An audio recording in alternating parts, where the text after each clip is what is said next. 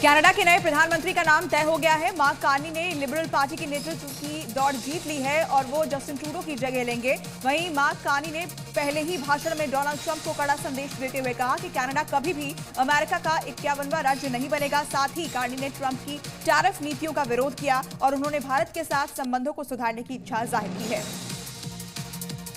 Cyber attack के बाद social media platform x दुनिया भर में डाउन हो चुका है। सोमवार को एक्स पर 3 बार साइबर अटैक हुआ, जिसके बाद एलन मस्क ने एक पोस्ट शेयर कर कहा कि एक बहुत बड़ा साइबर अटैक है। हो सकता है कि इसमें एक बड़ा संगठित समूह या कोई देश शामिल हो।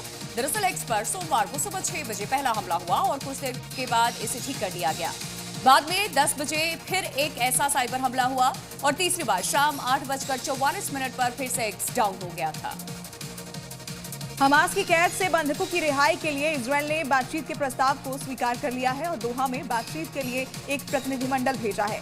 दरअसल गाजा में युद्ध विराम का पहला चरण समाप्त हो चुका है और दूसरे चरण पर सहमति नहीं बन पाई। हमास ने इजरायल की शर्तों को मानने से इनकार कर दिया था, जिसके कारण इजरायल ने गाजा में मानवीय सहायता भेजने पर रोक लगा दी थी और बिजली सप्लाई को भी बंद कर दिया गया था।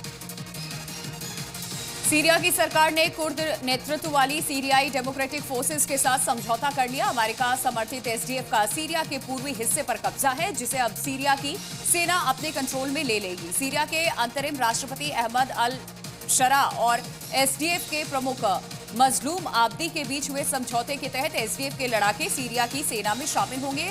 कुर्दों के अपने भाषण के बाद वहीं इस फैसले के बाद पूरे सीरिया में जश्न का माहौल भी है।